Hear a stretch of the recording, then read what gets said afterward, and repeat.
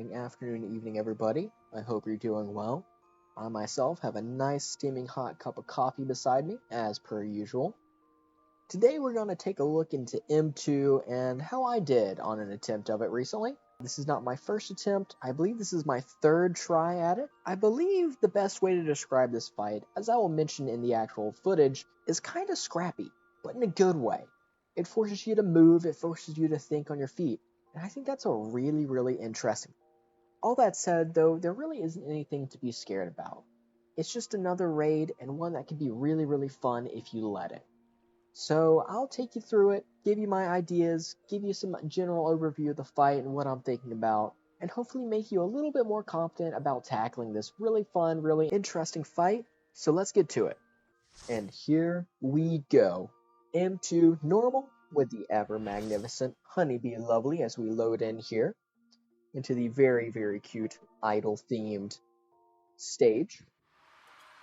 Food buffs are on, of course.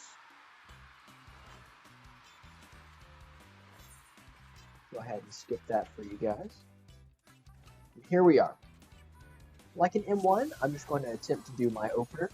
Not worried about too much. There will be pretty early on after this pull a raid-wide damage. You can see that on screen is Call Me Honey.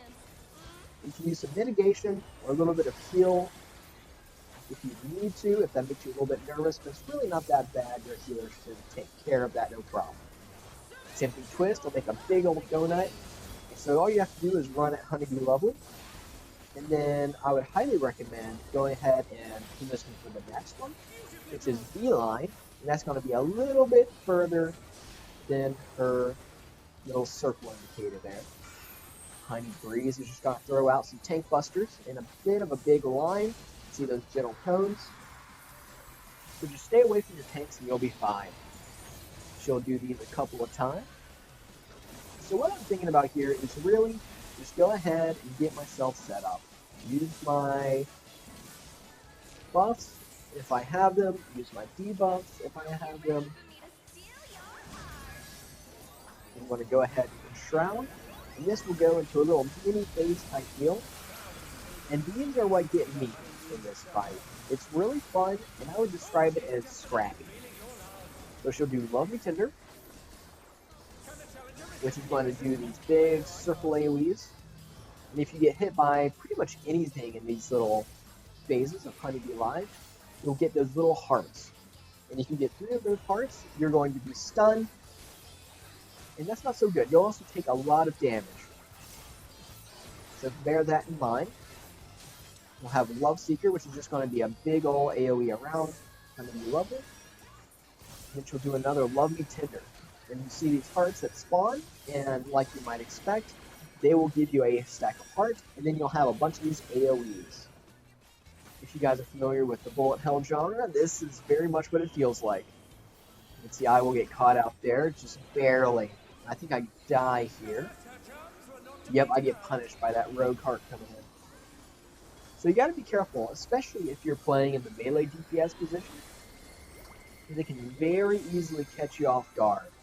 One of those AoEs can pop up at an inopportune time. But otherwise, if you're on your toes and pay careful attention, it won't be a big deal. Now this is a throwback to Tsukiyomi, where you just gotta see where the first blob appears, and then run to it after it resolves. Blow Kiss is pretty easy. It's just a cone that she will face a direction and attack it. So get out of the way and you'll be fine. And then she'll use Honeybee Finale, which will go back to the regular state of play like we had at the very beginning.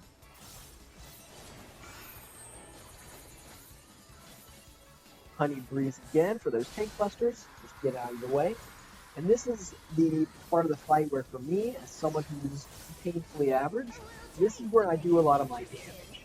This is where I get things under control again and start to press my buttons with a little bit more purpose. Try to get that rotation going if you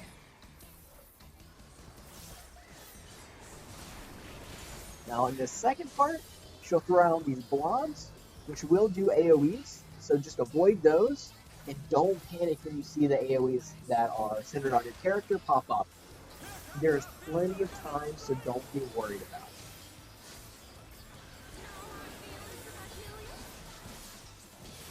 And that is the gimmick of this second phase. After she does an attack, those blobs will form again, and all you have to do is run away and find the safe spot. She'll start to throw out these stack ups as well. Stack up as you need to. See, we had another person go down there, our Viper, who's getting brought back up pretty soon, I believe. Yep, there he is. Now, I believe we'll see it towards the end of this, but if things start to get scrappy, don't freak out. Now, there are two ways to deal with this. You can do like I did and get on one side of the first and just run around like this. Or you can get on the other side like the rest of my team did. I'm the lone one on this side. But if you time it right and position it well, you can get into free damage as you run around that circle. If you're starting to feel comfortable in this fight, go ahead and do that. Then here we'll just make a big old bow tie shape. And then we're just dodging AoEs. Easy peasy. We've seen this stuff before. It's just all a matter of putting it into practice. I'm just getting my rotation going. And you'll see here, I give up some of my uptime as far as my rotation goes for survivability. And that's fine. Especially if you're a melee DPS, I would recommend being more cautious than not. And just focusing on doing what damage you can and not getting caught out. These towers, like before, need to be soaked by one person.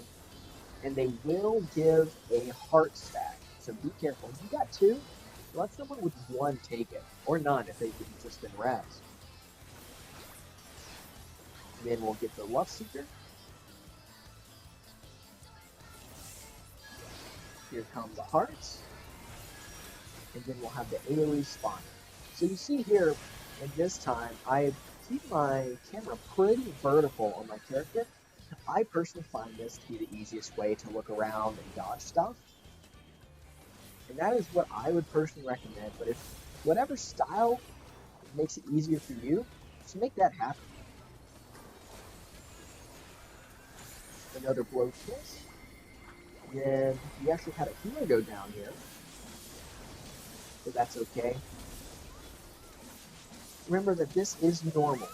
So don't get too worked up. If you go down, don't get too worked up if someone else goes down, whether it be a tank, a healer, or another DPS. The worst that can happen is that you wipe and do another pull, which is completely fine. And I think in Final Fantasy XIV, you need to get used to the idea of doing multiple pulls, especially on content. Here we go. Here's a really fun, and I'll use that word again, scrappy, that's our word of the day, for this phase right here, where if you remember the section where we ran around in a circle and had the bow tie, you'll have these green lines show up and occasionally do their AoE in a line. And all you have to do is pay attention to which ones come out first and dodge those. And if you can roughly keep an idea of what came before the other, it won't be that hard. But if you get mixed up, or if you're just lost in the sauce with your rotation, it can get a bit scrappy, but it's not the end of the world if one hits you. So keep it calm, play it cool, and you'll be fine. Got another stack up. Then we'll have another one of those bow ties. We're almost down here. I think I ended off on this Shroud, actually. I don't know about any of you guys, if you are also Reaper players, but I find it very satisfying to end the fight on a Shroud.